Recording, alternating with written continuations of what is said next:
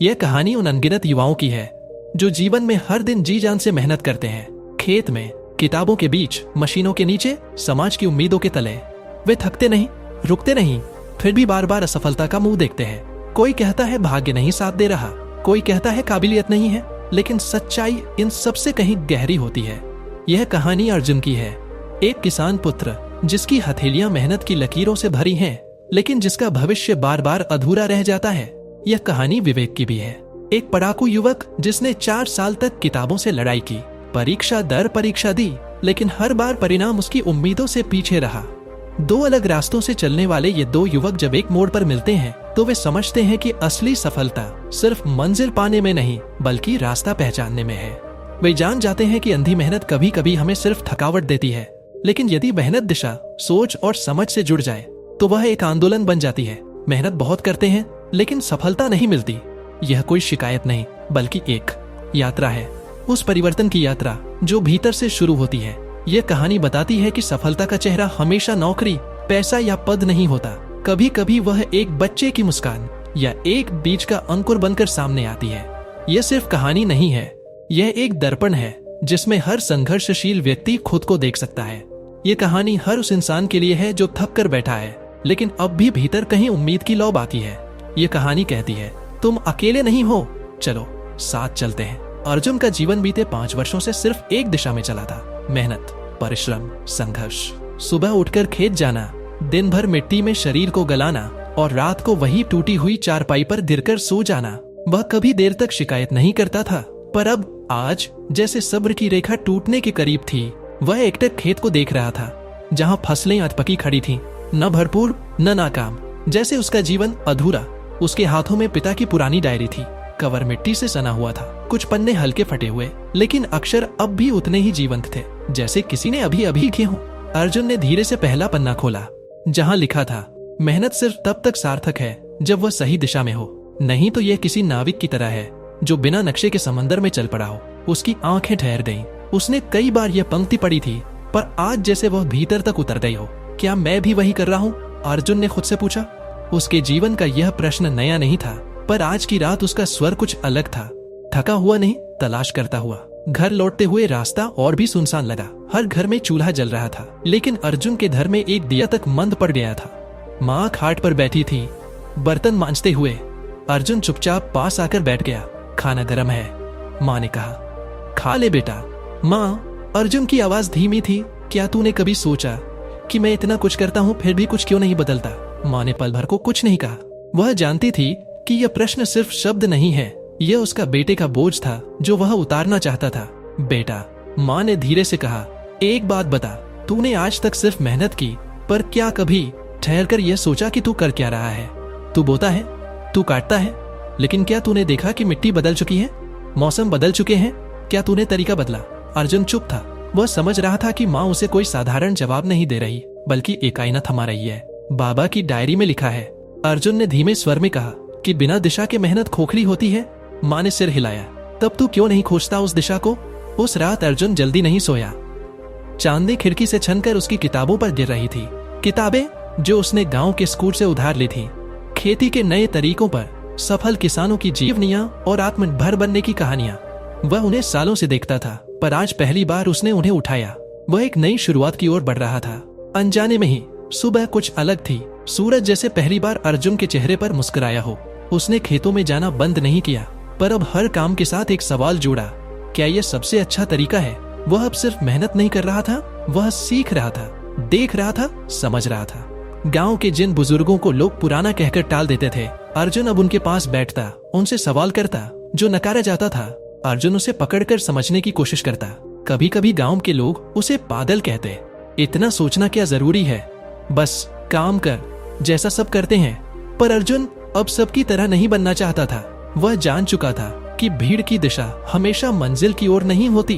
कुछ ही हफ्तों में उसने एक छोटी सी प्रयोगशाला खेत के एक कोने में बना ली। 2-3 गमले, अलग अलग बीज, अलग खाद। वह देखना चाहता था कि कौन सी मिट्टी किस बीज को बेहतर स्वीकारती है। उसने सरकार की योजनाओं की सूची निकाली और पहली बार तहसील जाकर खुद पूछा, मेरे लिए क्या योजना है? धीरे धीरे उसके जीवन में एक शांति उतरने लगी। अभी भी कोई बड़ा बदलाव नहीं था, लेकिन अब अर्जुन जानता था कि वह अंधेरे में नहीं चल रहा, वह अब रास्ता खोज रहा था और शायद यही उसकी सबसे बड़ी जीत थी। रात की स्याही में जब पूरा गांव नींद में डूबा रहता था, अर्जुन की आंखों में एक नई रोशनी जागती थी। यह वही अर्जुन था, पर अब उसकी चाल में झिझक नहीं, भरोसा था। उसकी सुबह अब सूरज से पहले होती, चिड़ियों की चहचहाहट से पहले उसका मन उद्देश्य की धुन गाने लगता। अब वह खेतों में सिर्फ हल नहीं चला रहा था, वह हर बीज से संवाद करता था। मिट्टी को हाथ में लेकर उसकी नमी, उसकी शुष्कता को महसूस करता। जैसे कोई माँ अपने बच्चे के माथे को छूकर बुखार पहचान ले, वैसा ही संबंध अर्जुन ने अपनी जमीन से बना लिया था। पिछले हफ्ते वह शहर गया था, सिर्फ 2 दिन के लिए, वहां की एक कृषि प्रदर्शनी में शामिल होने। गांव में सब चकित थे, क्या करेगा अर्जुन वहां जाकर? वहां तो बड़े बड़े लोग आते हैं, पर अर्जुन जानता था कि जानकारी का कोई मोल नहीं होता। वो मिट्टी में फसल जैसी होती है, जहां डाली जाती है वहां कुछ न कुछ उग ही जाता है। वहां उसने पहली बार देखा सूक्ष्म जल प्रबंधन की तकनीक, ड्रिप इरिगेशन। उसने सीखा कि किस तरह थोड़े से पानी से भी ज्यादा फसल उगाई जा सकती है। वह वापस लौटा तो उसके पास सिर्फ कुछ मशीनों की जानकारी नहीं थी, वह लौटा था नए आत्मविश्वास के साथ, इस यकीन के साथ कि बदलाव संभव है, बस शुरुआत करनी होती है।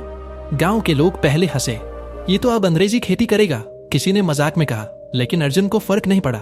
वह अब दुनिया की बातों से नहीं, अपने अनुभवों से सीख रहा था। उसने अपने खेत के एक कोने को चुना, सिर्फ 1 बीघा जमीन, वहीं से शुरुआत की। शहर से लाई गई पाइपों को जोड़ा, एक पुराना टंकी वाला ड्रम लाया और अपने प्रयोग शुरू कर दिए। हर दिन वह नोट बनाता, आज पौधों को कितना पानी दिया, मिट्टी कितनी गीली रही, पत्तियां कैसी दिखी। धीरे धीरे उस 1 बीघे में जादू होने लगा। पौधे हरे भरे होने लगे, उनमें वो चमक थी जो गांव के दूसरे खेतों में कम दिखाई देती थी। माँ हर शाम खेत में जाती और एकटक उस जमीन को देखती, जैसे समझ रही हो कि अर्जुन अब सिर्फ मेहनत नहीं कर रहा, वह अब अपने भाग्य को आकार दे रहा है। एक दिन गांव के सरपंच आए, चुपचाप खड़े रहे खेत के किनारे। अर्जुन ने उन्हें नमस्कार किया। बेटा, सरपंच ने कहा, ये तूने क्या किया है? ये फसल बाकी खेतों से अलग क्यों दिखती है? अर्जुन ने मुस्कुराते हुए समझाया, साहब, अब मैं मेहनत के साथ साथ सीख भी रहा हूँ। मैंने पानी को समझा, बीज को जाना। अब मैं आंख बंद कर हल नहीं चलाता, अब सोच कर बीज बोता हूँ। सरपंच चुप रहे, वे चले गए। लेकिन अगली पंचायत में उन्होंने अर्जुन की चर्चा की, कहा, हमें इससे सीखना चाहिए। जब कोई नौजवान कुछ नया करता है तो हमें उसे रोकना नहीं चाहिए, समझना चाहिए। धीरे धीरे गांव के कुछ और युवा अर्जुन से जुड़ने लगे। अब वह अकेला नहीं था, उसने अपने घर के बाहर एक छोटा सा शिक्षा मंडप बना लिया था।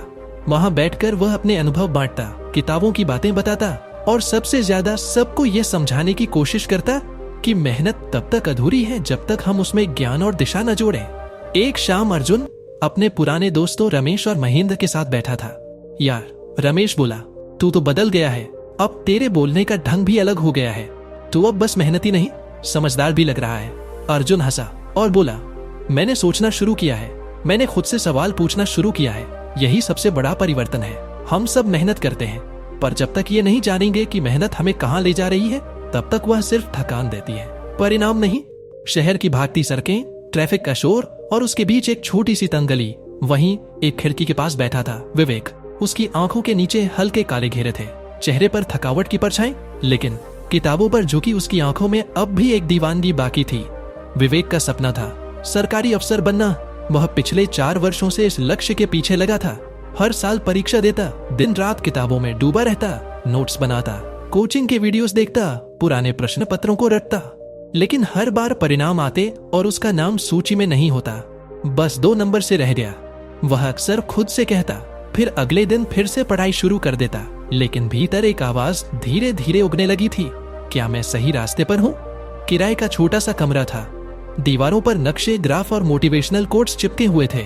एक कोने में माँ की तस्वीर, जिसके नीचे अगरबत्ती की हल्की महक रहती थी। माँ अब नहीं थी, पर उसकी आंखों में आखिरी बार जो सपना था, मेरा बेटा अफसर बने, वह आज भी विवेक को पढ़ने के लिए मजबूर करता था। उस दिन सुबह से ही कुछ ठीक नहीं था। उसकी आंखें लगातार दुख रही थीं, सिर भारी हो गया था और पढ़ाई में मन बिल्कुल नहीं लग रहा था। उसने किताब बंद की और पहली बार बिना अपराध बोध के खिड़की से बाहर देखने लगा। वहां 2 बच्चे कंचे खेल रहे थे। पास ही एक चाय वाला रेडियो पर पुराना गाना चला रहा था, कभी किसी को मुकम्मल जहां नहीं मिलता। विवेक ने गहरी सांस ली, क्या मैं वही कर रहा हूं जो मुझे करना चाहिए? उसने खुद से पूछा। यह सवाल नया नहीं था, लेकिन इस बार जैसे जोर से दस्तक दे रहा था। उसी शाम वह लाइब्रेरी गया, जहां हमेशा की तरह सब सिर झुकाए बैठे थे, कान में ईयरफोन, आंखों में थकान। वहां उसे एक पुराना दोस्त मिला, सौरभ। सौरभ पहले उसके साथ ही पढ़ता था, लेकिन अब नौकरी कर रहा था एक सामाजिक संगठन में, जहां वह गांव में शिक्षा से जुड़ी योजनाओं पर काम करता था। कितने साल हो गए अब तैयारी करते हुए? सौरभ ने पूछा। 4। विवेक ने ठंडी हंसी के साथ जवाब दिया। और अब भी कोशिश कर रहा है? हाँ। कुछ और आता भी नहीं? सौरभ ने उसका कंधा पकड़ा। विवेक, क्या कभी यह सोचा कि तेरे भीतर पढ़ाई की समझ है, पर शायद तेरे रास्ते की मंजिल कोई और है? क्या तुझे सिर्फ अफसर बनना है या समाज में बदलाव लाना है? विवेक चुप रहा। वह समझ गया था कि सौरभ जो कह रहा है वह ताना नहीं है, वह एक दर्पण दिखा रहा है। उस रात विवेक ने पहली बार अपने पुराने नोट्स को देखा, जिसे कोई खजाना देख रहा हो। उसमें सिर्फ परीक्षा की तैयारी नहीं थी, उसमें उसकी सोच थी, उसकी समझ थी, उसके विचार थे। उसे महसूस हुआ कि वह सिर्फ परीक्षा के लिए नहीं पढ़ता था, उसे ज्ञान से प्रेम था। क्या मैं शिक्षक बन सकता हूँ? यह प्रश्न बिजली सा उसके मन में कौंधा। अगले कुछ दिनों में उसने आसपास के गरीब बच्चों को पढ़ाना शुरू कर दिया। शुरू में सिर्फ 4 बच्चे थे। वह उन्हें बिना किसी लालच के पढ़ाता, भूगोल, इतिहास, विज्ञान। लेकिन उसमें सिर्फ किताबों की बातें नहीं होती थी, वह उन्हें सोचने की कला सिखाता। धीरे धीरे बच्चों की संख्या बढ़ने लगी। मोहल्ले के लोग भी चकित थे। ये वही विवेक है जो खुद अफसर नहीं बन पाया, अब दूसरों को पढ़ा रहा है। लेकिन अब विवेक को फर्क नहीं पड़ता था, क्योंकि पहली बार उसे यह समझ आया था कि सफलता का मतलब सिर्फ परिणाम नहीं होता। सफलता वह होती है जब आपकी मेहनत किसी और के जीवन में रोशनी बन जाए। 1 साल बाद उसे एक स्थानीय एनजीओ में शिक्षक की भूमिका मिली। वह बच्चों के लिए पाठ्यक्रम तैयार करता, नई नई विधियां सोचता, और सबसे बढ़कर अब वह खुद को हारने वाला नहीं, बनने वाला महसूस करता था। उसके पास अब कोई बड़ी तनख्वाह नहीं थी, न कोई बड़ी कुर्सी, लेकिन हर सुबह जब वह बच्चों को पढ़ाने बैठता, उनके आंखों में चमक देखता तो मन कहता, तू सफल है, तू बहुत सफल है। उसने किताबों के जंगल में रास्ता पा लिया था। गर्मियों की दोपहरी थी, खेतों की मिट्टी तप रही थी, लेकिन गांव के बीचों बीच स्थित एक पुराने स्कूल की इमारत में हलचल थी। यह कोई साधारण दिन नहीं था। आज गांव में एक विशेष बैठक आयोजित की गई थी। विषय था युवा और बदलाव। जिला शिक्षा अधिकारी का आदेश था कि गांव के युवाओं को नई योजनाओं से जोड़ने के लिए बैठकें आयोजित की जाएं, जिससे वे खुद भी दिशा पा सकें और दूसरों के लिए प्रेरणा बने। वहीं अर्जुन उस समय अपने खेत से सीधा आया था। उसके चेहरे पर अब आत्मविश्वास का स्थायी रंग था। गांव में अब वह जाना पहचाना बन चुका था, वो लड़का जिसने बदल कर दिखाया। उसे भी आमंत्रित किया गया था अपने अनुभव साझा करने के लिए। उसी बैठक में एक और अतिथि आया, विवेक।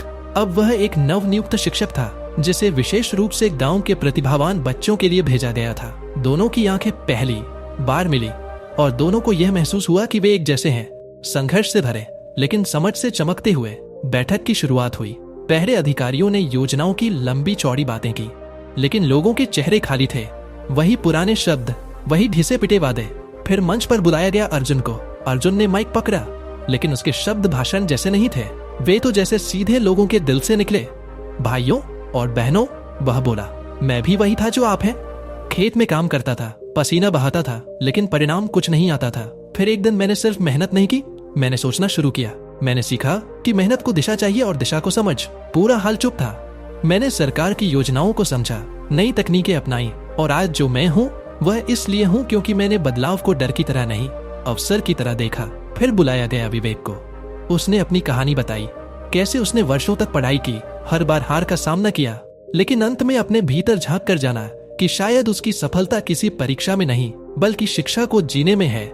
मैंने बच्चों को पढ़ाना शुरू किया, विवेक ने कहा, और पाया कि मेरी मेहनत का सबसे सुंदर फल तब मिला जब किसी बच्चे ने मुझसे कहा, सर अब मुझे भी कुछ बनना है। सभा के बाद अर्जुन और विवेक पहली बार आमने सामने मिले। तुम्हारी बातें गहरी थीं, अर्जुन ने कहा, और तुम्हारा अनुभव प्रेरणादायक, विवेक ने उत्तर दिया। वो दोनों देर तक पेड़ की छाया में बैठे रहे, एक दूसरे की यात्रा सुनते हुए। उन्होंने पाया कि उनकी कहानियां अलग थीं, पर दर्द एक जैसा था। असफलता की आग में जलना, समाज की उपेक्षा सहना, और फिर भीतर से उठ खड़ा होना। अर्जुन ने प्रस्ताव रखा, क्या हम मिलकर कुछ कर सकते हैं? क्या मतलब? विवेक ने पूछा। मतलब, क्या हम गांव के बच्चों और युवाओं के लिए कुछ ऐसा बना सकते हैं जहां उन्हें सिर्फ शिक्षा न मिले बल्कि दिशा भी मिले? विवेक की आंखों में चमक आ गई। हम एक ग्राम ज्ञान केंद्र बना सकते हैं, उसने कहा। जहाँ पढ़ाई भी हो, खेती के अनुभव भी और जीवन के लिए सही सोच भी। अर्जुन ने तुरंत हामी भरी। अगले हफ्ते से दोनों जुट गए। अर्जुन ने अपने खेत के किनारे की खाली झोपड़ी दी। विवेक ने कुछ पुरानी किताबें जुटाई और गांव के बच्चों को बुलाना शुरू किया। पहले दिन सिर्फ 5 बच्चे आए, लेकिन वहाँ सिर्फ किताब नहीं पढ़ी गई, वहाँ जिंदगी की बात हुई। अर्जुन ने उन्हें बताया कि मिट्टी कैसे काम करती है। विवेक ने उन्हें सिखाया कि सोचने की आदत कैसे डाली जाए। धीरे धीरे केंद्र का नाम फैलने लगा। शहर की एक संस्था ने कुछ किताबें भेजी, कुछ स्वयंसेवक आने लगे और वह छोटा सा केंद्र अब गांव की आत्मा बन गया। गांव के बुजुर्ग कहते, पहले हमने सिर्फ किसान देखे थे या नौकरी करने वाले, अब पहली बार हम सच्चे पथ प्रदर्शक देख रहे हैं। और अर्जुन अब अकेला नहीं था, नहीं विवेक। अब वे 2 राहों से आए यात्री थे जो एक मोड़ पर मिले थे और अब साथ चलने लगे थे, एक ऐसी मंजिल की ओर जहां मेहनत सिर्फ परिणाम लाने के लिए नहीं होती, बल्कि एक नई दुनिया बनाने के लिए होती है। तो मित्रों, कैसा लगा वीडियो? अगर चाहते हो कि ऐसी वीडियो प्रतिदिन मिले तो जल्दी से वीडियो को लाइक करके चैनल को सब्सक्राइब कर ले, जिससे यह होगा कि मैं जब भी वीडियो लाऊंगा तो सबसे पहले आपके फोन में नोटिफिकेशन बेल बजेगा। बाकी वीडियो अच्छी लगी तो कमेंट में जरूर बताएं और आपको कैसी वीडियो चाहिए वह ओपिनियन भी कमेंट बॉक्स में लिख देना।